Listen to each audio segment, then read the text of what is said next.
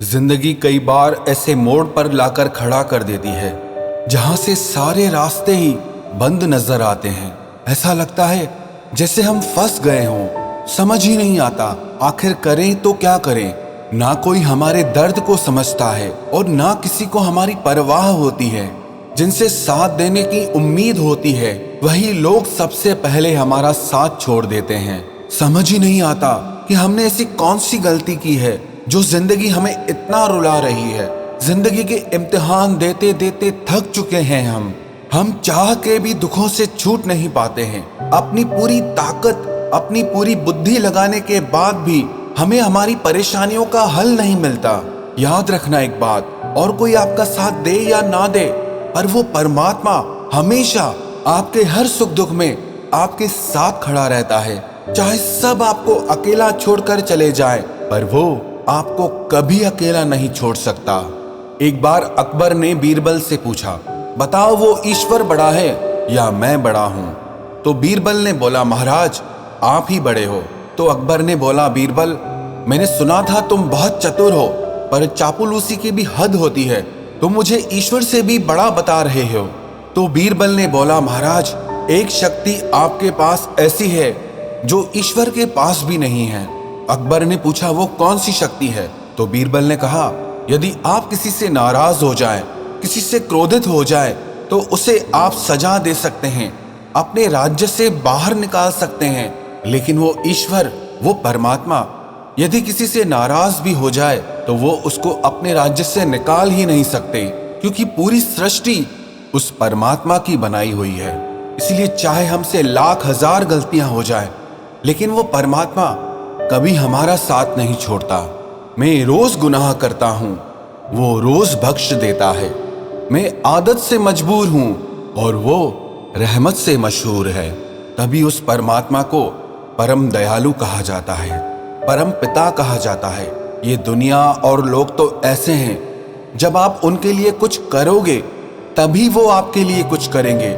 लेकिन वो परमात्मा, आप उसके लिए कुछ करो चाहे ना करो, बस सच्चे दिल से विश्वास रख के उन्हें पुकारो, वो हमेशा आके आपका हाथ थाम लेंगे।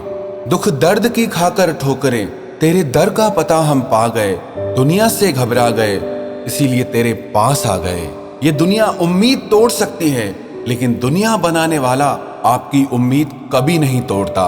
हे ईश्वर, तेरी कृपा ने मेरे हर दुख को टाल रखा है। अरे मैं तो मिट ही जाता कभी का, वो तो एक तू है जिसने मुझे संभाल रखा है। एक व्यक्ति ईश्वर से रोज प्रार्थना किया करता था। एक दिन उसने परमात्मा से कहा कि मुझ पर ऐसी कृपा करते कि जिंदगी में कोई भी मुश्किल आए, कोई भी दुख आए, कोई भी तकलीफ आए, आप हमेशा मेरा साथ देना। तो उस दिन ईश्वर ने उस व्यक्ति से कहा कि मैं तो हमेशा सबके दुखों में सबके साथ होता हूँ। तो उस व्यक्ति ने ईश्वर से पूछा कि मुझे कैसे पता चलेगा कि आप हर दुख में मेरे साथ चलते हैं? तो उस दिन ईश्वर ने कहा, अब तू जहां भी चलेगा, तेरे कदमों के साथ दो कदमों के निशान और भी बनेंगे, और वो दोनों कदम मेरे होंगे। वो व्यक्ति बहुत खुश हो गया कि अब दुख की हर घड़ी में परमात्मा मुझे संभाल लेंगे।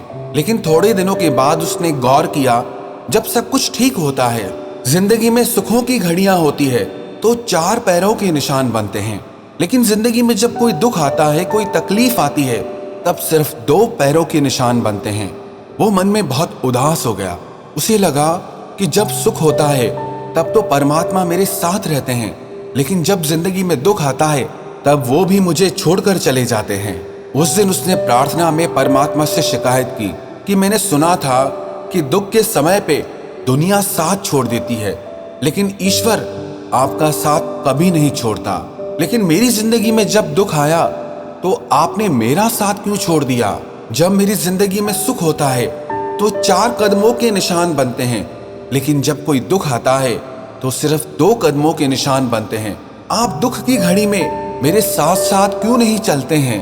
तो ईश्वर ने उस व्यक्ति से कहा कि जब तेरी जिंदगी में सुख का वक्त होता है तब तेरे और मेरे कदमों के निशान बनते हैं, लेकिन जब तेरी जिंदगी में कोई दुख आता है तो तुझे मैं अपनी गोद में उठा लेता हूँ, इसीलिए तेरे पैरों के निशान बनते ही नहीं हैं। और जिन दो पैरों के निशान तू देखता है वो तेरे नहीं, वो मेरे पैरों के निशान होते हैं।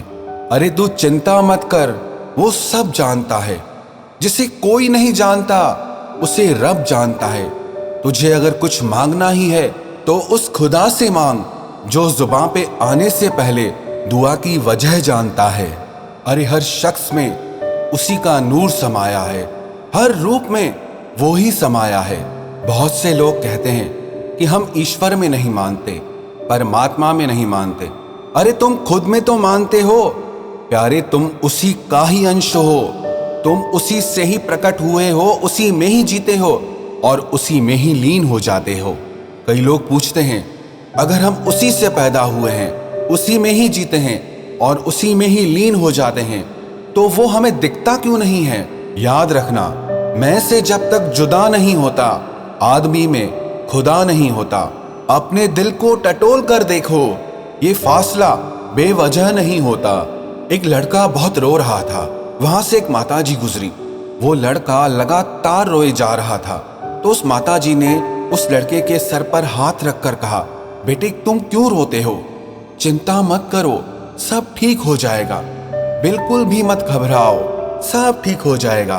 तो वो लड़का कहने लगा, अरे मैं इसीलिए तो रोता हूं कि उस ईश्वर ने, उस परमात्मा ने मेरी जिंदगी में सब ठीक कर दिया है। जिस दुनिया पे मुझे भरोसा था, विश्वास था, उसने मुश्किल के वक्त में मेरा साथ छोड़ दिया। और जिस ईश्वर को मैंने कभी याद भी नहीं किया था, मैंने अपनी जिंदगी में भुला दिया था, और उसी ईश्वर ने, उसी परमात्मा ने मेरी जिंदगी में सब कुछ ठीक कर दिया है। बस उनकी करुणा और प्रेम की वजह से ही आज मेरी आंखों में ये आंसू आ गए हैं कि मैं इस लायक नहीं हूं, लेकिन फिर भी परमात्मा ने हमेशा मेरा साथ दिया, मेरे हर दुख को दूर किया। परमात्मा का एक नाम अल्लाह भी है, जिसका एक अर्थ होता है माँ। जैसे एक छोटा बच्चा जब रोता है तो उसके हर दुख को उसकी माँ समझ लेती है कि अब इसे क्या चाहिए, वैसे ही परमात्मा भी हमारे दिल की पुकार को सुनकर सब समझ जाते हैं कि अब हमें क्या चाहिए। लेकिन कई बार ईश्वर हमें वो नहीं देते जो हम मांगते हैं, लेकिन वो देते हैं जिसमें हमारी भलाई छुपी होती है। जैसे एक छोटा बच्चा जिद करता है चाकू से खेलने के लिए, पर उसकी माँ उसे वो चाकू नहीं देती। वो बच्चा रोता है, चिल्लाता है, पर उसकी माँ उसे वो चाकू फिर भी नहीं देती, क्योंकि उसकी माँ जानती है कि इससे मेरे बच्चे को नुकसान पहुंच सकता है। उसी तरह जिस चीज के लिए हम रोते रहते हैं, लेकिन परमात्मा हमें वो नहीं देता, क्योंकि वो जानते हैं जो हम मांगने की जिद कर रहे हैं वो हमारे लिए सही नहीं है। कई लोग ईश्वर से प्रार्थना में बहुत कुछ मांगते हैं, लेकिन जब वो उन्हें नहीं मिलता तब वो कहते हैं कि कोई ईश्वर नहीं है। आपकी मांगों के पूरे होने से या ना होने से ये सिद्ध नहीं हो जाता कि परमात्मा है या नहीं। आप सांस ले रहे हैं, आप जी रहे हैं, आपको ये खूबसूरत जिंदगी मिली है, इसी से ही प्रमाणित हो जाता है कि वो ईश्वर हमेशा आपके साथ है। अरे हम में तो इतनी भी ताकत नहीं कि अपनी सांस भी खुद ले सके। वो तो ईश्वर ने ऐसी व्यवस्था कर दी है कि हमारी सांसें अपने आप चलती है। सिर्फ सांस लेने का एक छोटा सा काम अगर हमारे ऊपर आ जाए तो हमारी जिंदगी खतरे में पड़ जाए, हम एक दिन भी जिंदा नहीं रह सकेंगे। ये तो कृपा है उस परमपिता परमात्मा की कि उसने हमारी जिंदगी के लिए सारी व्यवस्थाएं कर दी है।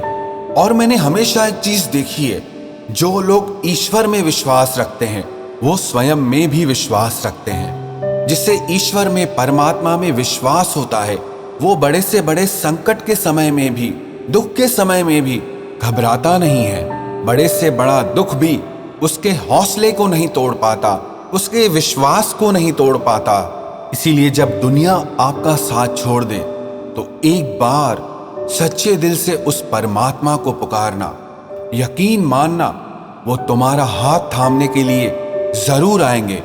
तुम्हारे हर दुख से, हर परेशानी से तुम्हें जरूर बाहर निकालेंगे। अरे जो दुनिया के बनते हैं वो बिखर जाते हैं, और जो उस परमपिता परमात्मा से जुड़ते हैं वो तो निखर जाते हैं।